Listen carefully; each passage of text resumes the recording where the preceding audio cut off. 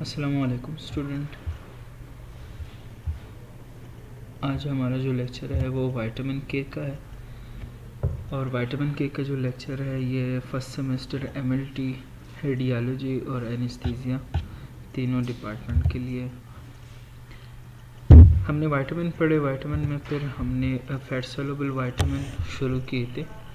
Fat soluble vitamin में vitamin A, vitamin D, vitamin E और vitamin के आते। तो ए, डी और ई हो चुके हैं। आज हमने विटामिन के बारे में पढ़ना है। अब विटामिन के जो है, इससे पहले मैं आपको ये बता देता हूँ कि फिजियोलॉजी में आप लोग पढ़ चुके होंगे या नेक्स्ट सेमेस्टर में पढ़ेंगे आप। एक प्रोसेस है बॉडी में हीमोस्टेसिस जिसको बोलते हैं। अब हीमोस्टेसिस में जो है एक हीमोस्टेसिस होता है जिसमें हम temperature, water regulation, minerals regulation ये सारे आते हैं। एक होता है हीमोस्टेसिस। हीमोस्टेसिस में क्या होता है कि वो रिलेटेड होता है ब्लड के ब्लड को हमने क्या करना है, विद इन सर्कुलेशन जो है, वेसल्स जो है वहाँ पर सर्कुलेटरी कंडीशन में रखने कि वहाँ पर क्लॉट भी ना बने और वो जो सर्कुलेटरी वेसल्स है, जो आर्टरीज और वेन्स हैं, इनसे लीकेज भी ना हो ब्लड का। क्लियर?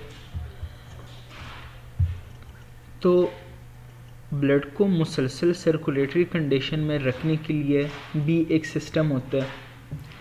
जैसे बॉडी में एंटीकोगुलेंट की प्रोडक्शन होती है, हेपरिन की, और इसी तरह कुछ और सब्सटेंस भी, प्रोस्टासाइक्लिन हो गया, वेजोडाइलेशन मैकेनिज्म हो गए। और इसी तरह ब्लड को क्लॉट करने के लिए भी नॉर्मल बॉडी मैकेनिज्म है, जैसे कि प्लेटलेट हो गए, एंडोथीलियल, सब एंडोथीलियल सरफेस हो गए। ये सब कुछ क्या होता है, ब्लड को कोगुलेट करने के लिए होता है। अब ब्लड को जब हम कोगुलेट करते हैं तो ब्लड कोगुलेशन के बॉडी में दो मैकेनिज्म है, दो पाथवेज हैं, जिनको कहते हैं एक्सट्रिंसिक पाथवे और इंट्रिंसिक पाथवे। अब एक्सट्रिंसिक पाथवे और इंट्रिंसिक अब जो इंट्रिंसिक पाथवे है या एक्सट्रिंसिक पाथवे है, तो ये दो पाथवे उन मैकेनिज़्म में आते हैं जो कि जब ब्लड की लीकेज होती है वेसल से, लेट सपोज आप ऐसे कह लें, आप लोगों की कन्फ्यूजन दूर करने के लिए, कि जब हम ब्लड टेकिंग करते हैं, किसी पेशेंट से ब्लड लेते हैं फ्लेबॉटमी में, जब हम नीडल के ज़रिए, सिरिंज के ज़रिए किसी भी वेन्स को पंक्चर कर देते हैं तो उस वेन को फिर हम कॉटन रखते हैं। तो ये इसलिए कि जो ब्लड है वो लीक ना हो, लेकिन कॉटन तो हम बाहर से रख देते हैं, लेकिन वो ब्लड का ना आना, खून का रुक जाना, इसके लिए एक मैकेनिज़्म है जिसको कहते हैं हीमोस्टेसिस। और उनमें फिर दो पाथवेज हैं जिसको एक्सट्रिंसिक और इंट्रिंसिक पाथवे कहते हैं। इंट्रिंसिक पाथवे जो है उसमें फिर हमारे पास क्या है कि बहुत सारे कोगुलेशन फैक्टर अटैच है, बहुत सारे कोगुलेशन फैक्टर इन्वॉल्व हैं। तो उनमें एक फैक्टर 2, फैक्टर 7, फैक्टर 9, फैक्टर 10, 2, 7, 9, 10, ये जो फैक्टर है इंट्रिंसिक पाथवे में इन्वॉल्व है, इनको कॉन्टैक्ट फैक्टर भी कहते हैं। इन फैक्टर की एक्टिवेशन के लिए, अब ये बातें आप लोगों ने याद नहीं रखनी, मैं सिर्फ विटामिन के का रोल बता रहा हूँ आपको, ये सारी बातें आप लोगों ने याद नहीं रखनी। आप आगे आएंगे तो पढ़ लेंगे, वैसे बता रहा हूँ। इसके अलावा अगर आप ये बात यहाँ पर रख दें, अब आगे देखिए, कुछ चीज़ें ऐसी होती हैं जैसे पेप्सिनोजिन। पेप्सिन के बारे में तो एफएससी में आप लोगों ने पढ़ा होगा कि स्टमक में हमारे पास प्रोटीन को डाइजेस्ट करने के लिए एक प्रोटीएज एंजाइम है जिसको पेप्सिन कहते हैं, जिसका इनएक्टिव फॉर्म जो होता है, ज़ाइमोजिन फॉर्म जो होता है, वो पेप्सिनोजिन है। पेप्सिनोजिन को हमने क्या करना है, एक्टिवेट करना होता है पेप्सिन में। सेम इसी तरह ये जो फैक्टर 2, 7, 9, 10 है, ये इनएक्टिव फॉर्म में होते हैं। अब इतना तो आपको पता होगा कि जब प्रोटीन बनते हैं, कोगुलेशन फैक्टर जो है ये प्रोटीन इन नेचर है, कि जब प्रोटीन बनते हैं तो प्रोटीन बनने के बाद इनमें पोस्ट ट्रांसक्रिप्शनल मॉडिफिकेशन होती है। सही है, पोस्ट ट्रांसलेशनल मॉडिफिकेशन। कि जब इनकी ट्रांसलेशन हो जाती है तो ट्रांसलेशन के बाद जब अमाइनो एसिड बन जाते हैं, इनकी सीक्वेंसिंग होके प्रोटीन बन जाते हैं, तो इन प्रोटीन की फिर फोल्डिंग होती है, इनकी स्ट्रक्चर मॉडिफिकेशन होती है। उस स्ट्रक्चर मॉडिफिकेशन को कुछ को डायरेक्टली एक्टिव बना देते हैं, कुछ जो है वो इनएक्टिव फॉर्म में होते हैं, लेकिन एक्टिवेशन के लिए उनको फिर से एक प्रोसेस करना होता है। तो सेम इसी तरह 2, 7, 9, 10 जो फैक्टर है, ये एक्टिवेट नहीं होते, इनएक्टिव फॉर्म में होते हैं, ज़ाइमोजन फॉर्म में होते हैं। इनको एक्टिवेट करने के लिए फिर क्या हमें चाहिए होता है, विटामिन के चाहिए होता है। तो विटामिन के का जो काम है वो कोगुलेशन में है, क्योंकि फैक्टर 2, 7, 9, 10 कोगुलेशन पाथवेज में इन्वॉल्व है, और इनकी एक्टिवेशन के लिए हमें विटामिन के चाहिए होता है। ये जो प्रोटीन्स है 2, 7, 9, 10, इनमें जो ग्लूटामिक एसिड होते हैं, तो उसको हमने क्या करना होता है, उनकी कार्बोक्सिलेशन करनी होती है, और कार्बोक्सिलेशन के बाद फिर वो अटैच हो सकते हैं, कैल्शियम को अटैच करा सकते हैं। तो इस वजह से क्या होगा कि इनको कार्बोक्सिलेशन की ज़रूरत होगी, और ये जो कार्बोक्सिलेशन इनकी होती है, तो कार्बोक्सिलेशन के लिए विटामिन के, ऑक्सीजन, कार्बन डाइऑक्साइड ये मस्ट है। अगर विटामिन के ना हो तो फिर इन फैक्टर को एक्टिवेट करना मुमकिन नहीं है, और अगर ये फैक्टर एक्टिवेट नहीं होंगे तो कोगुलेशन नहीं होगा, कोगुलेशन नहीं होगा तो ब्लीडिंग स्टॉप नहीं होगी। तो विटामिन के जर्मन में जो है कोगुलेशन के से स्टार्ट होता है, कोगुलेशन कहते हैं ब्लीडिंग स्टॉप करने को, सही है, क्लॉट बनने को। तो विटामिन के का क्लॉट बनने में रोल है, क्योंकि वो फैक्टर एक्टिवेट करते हैं जो कि क्लॉट बनाते हैं, इस वजह से इसको कहते हैं विटामिन के। ये तो हो गया बैकग्राउंड। अब विटामिन के क्या है, ये एक फैट सॉल्युबल विटामिन है, ये एज ए कोएंजाइम फंक्शन है इसका, ये रिड्यूस्ड फॉर्म में होता है, और रिड्यूस्ड फॉर्म के बाद ये उनकी कार्बोक्सिलेशन कर देते हैं कोगुलेशन फैक्टर की, और ख़ुद ऑक्सीडाइज्ड फॉर्म में कन्वर्ट हो जाते हैं। फिर ऑक्सीडाइज्ड फॉर्म के बाद इसको वापस रिड्यूस फॉर्म में लेकर आने के लिए हमें एंजाइम चाहिए होते हैं, जिसको रिडक्टेज कहते हैं। कुछ ऐसे ड्रग्स हैं जो कि रिडक्टेज एंजाइम को इनहिबिट कर देते हैं, तो विटामिन के हम वापस नहीं बना सकते वो बंदे।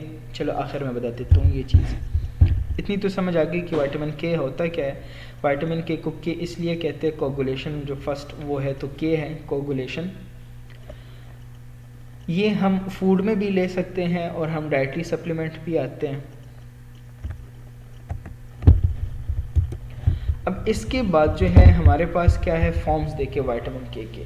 विटामिन के जैसे विटामिन ए में भी फॉर्म थे ना, सेम इसी तरह यहाँ पर भी है, वो भी विटामिनस था, तो इसकी भी विटामिन फॉर्म है, इसकी भी डिफरेंट फॉर्म्स होते हैं। स्ट्रक्चर को आप लोग देखें तो इसमें दो चीज़ें हैं, एक ये नेफ्थोक्विनोन जो है ये रिंग्स होंगे इसमें, दूसरी चीज़ ये आइसोप्रिनॉइड चेन जो है ये होगा, एक ये चेन होगा और एक जो है ये रिंग्स होंगे। तो विटामिन के जो है दो पोर्शन होते हैं इसके स्ट्रक्चर में, एक रिंग स्ट्रक्चर होता है और एक चेन स्ट्रक्चर होता है। चेन जो है इसको आइसोप्रिनॉइड चेन कहते हैं, और रिंग जो है इसको नेफ्थोक्विनोन कहते हैं, सही है।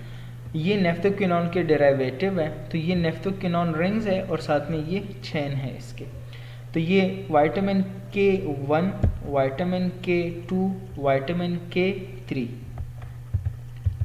अब यहाँ पर देखिए फॉर्म, विटामिन के की कितने फॉर्म है, K1, K2 एंड K3।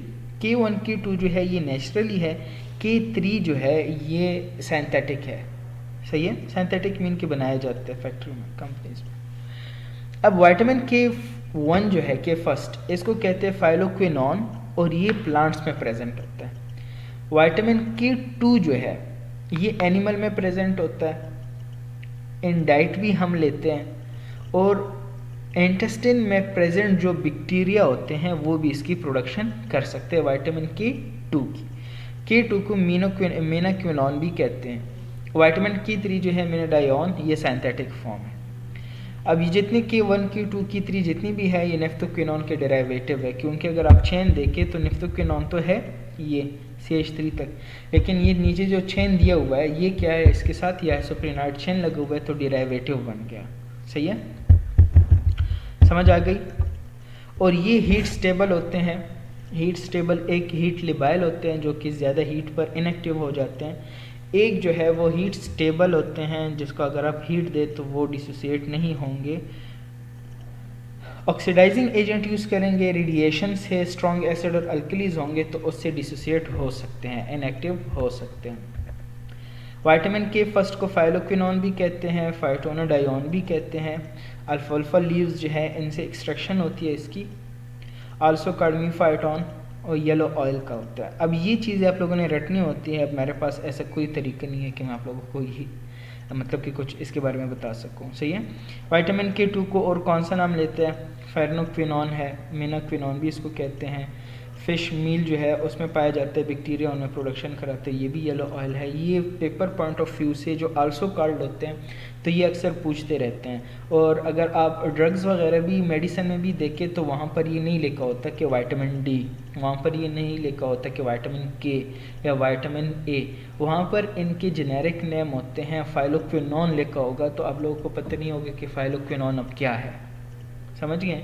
या इसी तरह वहाँ पर लिखा होगा कि डाईहाइड्रोकोलेस्ट्रोल ऐसे लिखा होगा, कोलिकॉल्सिफेरोल लिखा होगा। तो ये मेडिसिन पॉइंट ऑफ व्यू से भी इम्पॉर्टेंट है, डेली लाइफ में भी आपकी हेल्प आउट कर सकता है और साथ में पेपर में भी आपसे पूछ सकते हैं।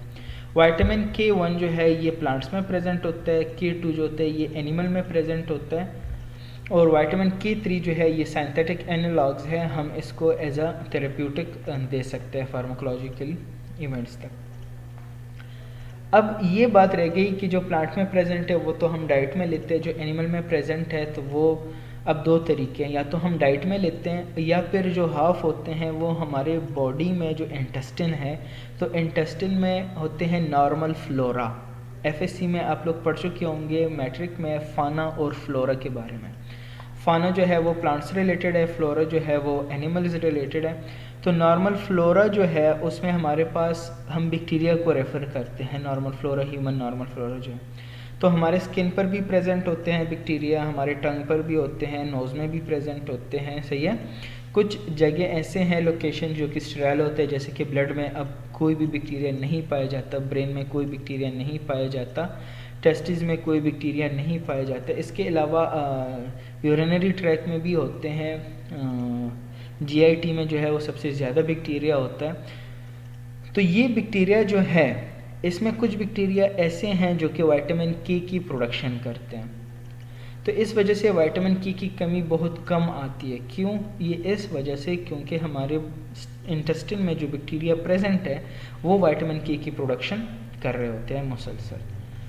तो विटामिन K1 जो है कि फर्स्ट वो प्लांट ओरिजिन है, K2 जो है वो एनिमल ओरिजिन है, और जो इंटेस्टिन में बैक्टीरिया प्रेजेंट है वो जो विटामिन K बनाते हैं वो K2 फॉर्म होता है, और विटामिन K3 जो है ये क्या है? सिंथेटिक एनालॉग्स है। ये बात मैं आपको बता चुका हूँ। विटामिन K जो है ये हम डाइट में लेते हैं या फिर इंटेस्टाइनल बैक्टीरिया इसकी प्रोडक्शन करते हैं।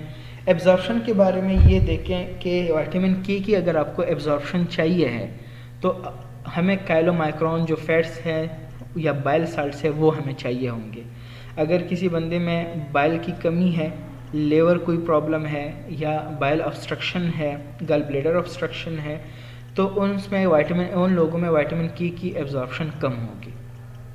और अगर विटामिन K की एब्जॉर्प्शन कम है तो बॉडी में भी विटामिन K कम ही होंगे। ये तो हो गई एब्जॉर्प्शन। मीन कि अगर हम डाइट में लेते हैं तो एब्जॉर्प्शन के लिए बाइल साल्ट्स और फैट्स का होना ज़रूरी है। क्योंकि फैटी सॉल्युबल है ना, फैट सॉल्युबल है। विटामिन K को ट्रांसपोर्ट कौन करते हैं? LDL, लो डेंसिटी लिपोप्रोटीन, जिसको हम बैड कोलेस्ट्रॉल भी कहते हैं।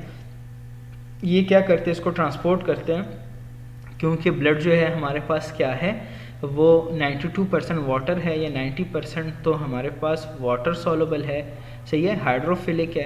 तो हाइड्रोफिलिक में फैट सॉल्युबल सब्सटेंस मूव नहीं कर सकते, तो इनको मूव करने के लिए फिर एल्ब्यूमिन है, लो डेंसिटी लिपोप्रोटीन है, हाई डेंसिटी लिपोप्रोटीन है, ये ऐसी चीज़ें हैं जो कि वो सब्सटेंस जो कि मूव नहीं कर सकते तो इनके थ्रू मूव करते हैं। फिर तो विटामिन K की एब्जॉर्प्शन के लिए हमें बाइल साल्ट्स चाहिए होते हैं, ट्रांसपोर्ट के लिए LDL चाहिए होते हैं, और स्टोर कहाँ पर होते हैं? लेवर में स्टोर होते हैं। और भी ऑर्गन्स है लेकिन मेनली लेवर में इनकी स्टोरेज होती है। Source and requirement, K1 respectively plant में होते हैं, K2 जो होते हैं वो एनिमल सोर्स है।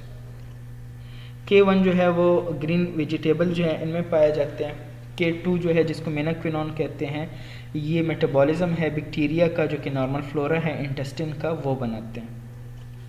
और K2 जो है वो हम एब्जॉर्ब भी कर सकते हैं GIT से। अब बात ये आ गई कि कोई स्ट्रिक्ट अलाउंस नहीं है इनके लिए। क्यों नहीं है? क्योंकि विटामिन के हम डाइट में लेते हैं, और अगर हम डाइट में ना लें तो GIT में जो बैक्टीरिया प्रेजेंट है वो इनकी प्रोडक्शन साइंथिसिस कर रहे होते हैं मुसलसल, लेकिन फिर भी जो है वो 70 to 140 माइक्रोग्राम पर डे जो है इनकी रिक्वायरमेंट है, डेली अलाउंस है रिक्वायरमेंट। विटामिन के का फंक्शन क्या है मैं पहले बता चुका हूँ। The main function of vitamin K is the promotion of blood coagulation.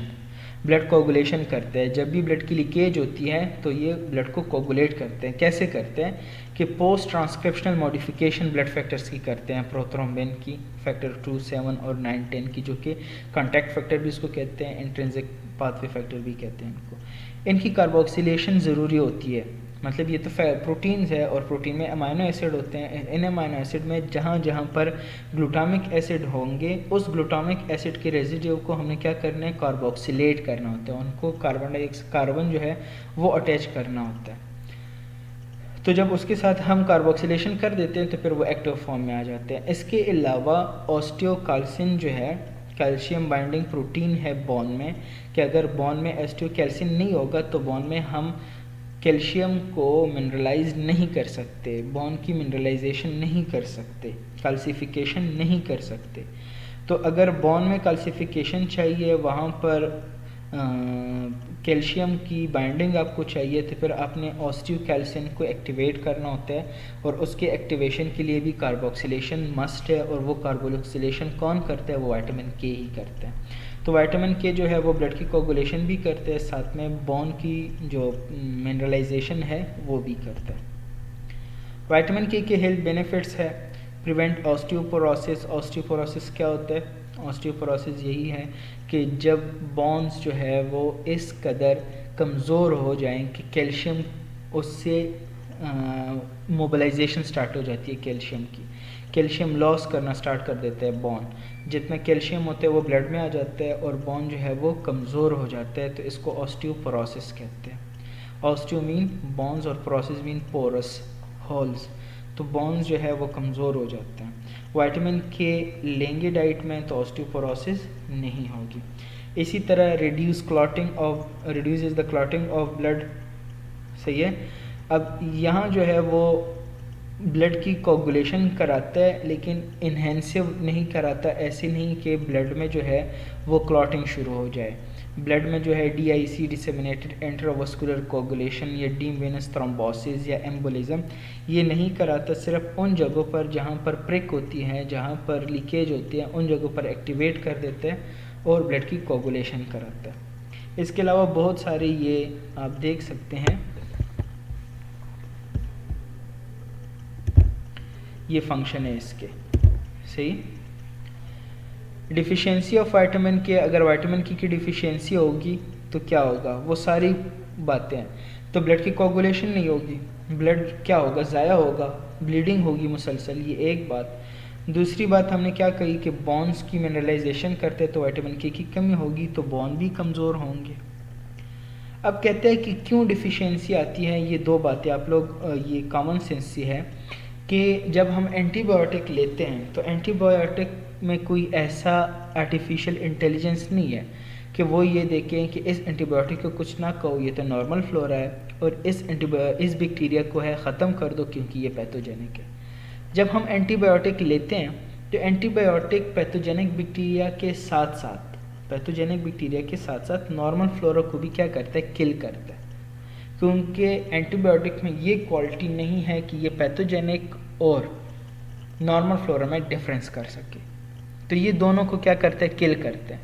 तो वो लोग जो एंटीबायोटिक्स ज़्यादा यूज़ करते हैं, प्रोलॉन्ग क्रॉनिक यूज़ करते हैं एंटीबायोटिक्स की, तो उनमें नॉर्मल फ्लोरा की कमी आ जाती है, और जब नॉर्मल फ्लोरा कम हो जाते हैं तो वहाँ पर विटामिन के की प्रोडक्शन जो है वो कंपनसेटेड हो जाती है, कॉम्प्रोमाइज्ड हो जाता है, विटामिन के कम हो जाते हैं और जब विटामिन के कम हो जाता है तो फिर वो सारी चीज़ें, कैल्शियम का कम हो जाना, बोन्स में मिनरलाइजेशन कम हो जाना, बोन्स कमज़ोर हो जाना, ब्लड कोगुलेशन ना होना, ब्लीडिंग हो जाना, हेमरेज हो जाना, इंटरनल ब्लीडिंग जो होती है, पोटेशी वगैरह, इकाइमोसिस जो है उनका आ जाना, ब्लैक स्पॉट्स जो होते हैं स्किन पर आ जाते हैं, हेमाटोमा बनना, ये सारी चीज़ें स्टार्ट हो जाती हैं। अब एक और बात अगर आपको भी याद हो कि विटामिन की एब्जॉर्प्शन के लिए हमें क्या चाहिए था, बाइल साल्ट्स चाहिए थे, हमें फैट्स चाहिए थे। अब माइल एब्जॉर्प्शन ऑफ फैट्स एक कंडीशन है जिसको स्टीटोरिया कहते हैं। उनमें हम फैट्स जो हैं इनकी मेटाबॉलिज्म नहीं होती, फैट्स की मेटाबॉलिज्म नहीं होती, बॉडी में जो है फैट्स कम हो जाते हैं। जब बॉडी में फैट्स कम हो जाते हैं तो फिर भी विटामिन की एब्जॉर्प्शन नहीं होगी, क्योंकि विटामिन की एब्जॉर्प्शन के लिए क्या चाहिए था, फैट्स चाहिए थे और बाइल साल्ट्स।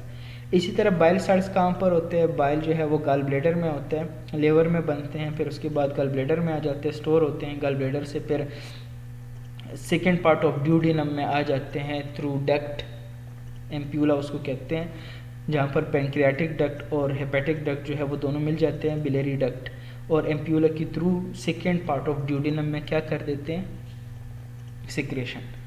तो अगर ये पूरा रास्ता बंद हो तो बाइल साल्ट्स ऊपर से नहीं आएंगे, बाइल साल्ट्स लेवर से, गल ब्लैडर से नहीं आएंगे, तो यहाँ पर एब्जॉर्प्शन नहीं होगी विटामिन के की, तो फिर भी विटामिन की डिफिशियंसी आएगी बॉडी में। तो ये देखें, ऐसे पोटेशी, काइमोसिस, इस तरह की कंडीशन बॉडी में आना शुरू हो जाते हैं। ये इंटरनल हेमरेज की वजह से होते हैं, इंटरनल ब्लीडिंग की वजह से होते हैं। अब कुछ ड्रग ऐसे हैं जो कि विटामिन के को इनहिबिट करते हैं। अब एक ड्रग है जिसको वारफेरिन कहते हैं, अक्सर लोगों ने नाम सुना होगा। वो बंदे जिनको हार्ट प्रॉब्लम होता है या जिनको कोलेस्ट्रॉल ज़्यादा होते हैं तो उनको वारफेरिन देते हैं। वो इसलिए देते हैं कि बॉडी में जो है क्लॉट ना बने। किसी बंदे को थ्रोम्बोसिस का मसला हो, एम्बोलिज्म का मसला हो, DIC जो होता है डीप वेनस थ्रोम्बोसिस, DVT का प्रॉब्लम हो, डिसेमिनेटेड इंट्रावस्कुलर कोगुलेशन DIC का प्रॉब्लम हो, तो ये सारे इन कंडीशन में जहाँ पर बॉडी में एबनॉर्मल कोगुलेशन होती है, तो ऐसे कंडीशन में फिर क्या होता है कि हम विटामिन के को कम करते हैं, और विटामिन के जब कम हो जाता है तो वो क्लॉटिंग फैक्टर एक्टिवेट नहीं होंगे। जब क्लॉटिंग फैक्टर एक्टिवेट नहीं होंगे तो क्लॉट नहीं बनेगा। कोई भी ड्रग फार्माकोलॉजिकली थेरेप्यूटिक ऐसे कोई ड्रग नहीं है जो कि विटामिन के साथ डायरेक्टली उसको इनहिबिट कर ले, नहीं। मैं आपको बता चुका हूँ ना कि विटामिन के जो है ये रिड्यूस्ड फॉर्म में होता है, और ये रिड्यूस्ड फॉर्म से क्या रिड्यूसिंग एजेंट है। एज रिड्यूसिंग एजेंट क्या कर देते हैं कि रिडक्शन कॉज कर देते हैं और ख़ुद ऑक्सीडाइज्ड हो जाता है। कार्बोक्सिलेशन कर देते हैं ग्लूटामिक एसिड, ये ग्लूटामिक एसिड है, इसको कन्वर्ट कर देते हैं कार्बोक्सी ग्लूटामिक एसिड में। तो कार्बन डाइऑक्साइड कार्बोक्सिलेज के थ्रू कार्बन डाइऑक्साइड अटैच कर देते हैं इसको, लेकिन खुद ऑक्सीडाइज्ड हो जाता है। जब ये खुद ऑक्सीडाइज हो जाता है तो इसने वापस फिर से क्या होना होता है, विटामिन के रिड्यूस्ड फॉर्म में कन्वर्ट होना होता है, फंक्शन करना होता है मज़ीद फिर से। तो क्या कर देते हैं कि वारफेरिन जो है वो इस रिडक्टेज एंजाइम को इनहिबिट कर देते हैं, और ये ऑक्सीडाइज्ड विटामिन के जो है ये वापस रिड्यूस विटामिन के में कन्वर्ट नहीं हो सकता। और जब तक हमारे पास रिड्यूस विटामिन के नहीं होंगे तो इसको हम कार्बोक्सिलेशन नहीं कर सकते। कार्बोक्सिलेशन के लिए मस्ट है कि हमारे पास रिड्यूस्ड फॉर्म हो, और ये एक दफ़ा जब कार्बोक्सिलेशन कर देते हैं तो ये ऑक्सीडाइज्ड फॉर्म में कन्वर्ट हो जाता है। जब ऑक्सीडाइज्ड फॉर्म में कन्वर्ट हो जाता है तो वापस रिड्यूस्ड फॉर्म में कन्वर्ट करने के लिए रिडक्टेज एंजाइम है, और वारफेरिन क्या कर देते हैं, इस रिडक्टेज एंजाइम को इनहिबिट कर देते हैं, इसको बंद कर देते हैं। जब इसको ख़त्म कर देते हैं तो विटामिन के को हम दोबारा नहीं कर सकते चेंज। अब आ गई समझ। तो ये एंटागोनिस्ट हैं जो कि डायरेक्टली विटामिन के को इनहिबिट नहीं कर सकते, लेकिन क्या करते हैं कि वो एंजाइम जो है उसको इनहिबिट कर देते हैं जो कि विटामिन के को वापस एक्टिवेट करते हैं। इसके अलावा डाइकोमोरोल है। अब इसका काम क्या है, ये कम्पिटेटिव इनहिबिटर है प्रोथ्रोम्बिन के लिए। जैसे कि विटामिन के जाके प्रोथ्रोम्बिन को एक्टिवेट करते हैं, तो ये प्रोथ्रोम्बिन का स्ट्रक्चर और डाइकोमोरोल का स्ट्रक्चर जो है वो दोनों सेम है। तो फिर विटामिन के प्रोथ्रोम्बिन के साथ ये कंपटीशन करते हैं कि नहीं, विटामिन के को मैं अटैच करूँगा, और प्रोथ्रोम्बिन कहते हैं कि विटामिन के को मैं अटैच करूँगा। तो ये दो ऐसे एंटागोनिस्ट ड्रग है, बहुत सारे हैं लेकिन ये दो ज़्यादा यूज़ होते हैं, वारफेरिन और डाइकोमोरोल। ये विटामिन के है, आप लोग पढ़ लें किसी भी बुक से पढ़ ले, किसी को समझ आती है well and good. Paper point of view से जो इम्पोर्टेंट है वो बातें मैं आपको बता चुका हूँ। आप लोग पढ़ ले, समझे। किसी को समझ नहीं आती हो, कोई भी क्वेश्चन हो तो आप कमेंट के सेक्शन में कर सकते हैं। आंसर जो होंगे वो मैं आपके पर्सनल व्हाट्सएप पर दे दिया करूँगा। नेक्स्ट लेक्चर तक अपना ख्याल रखिएगा। अल्लाह हाफिज़।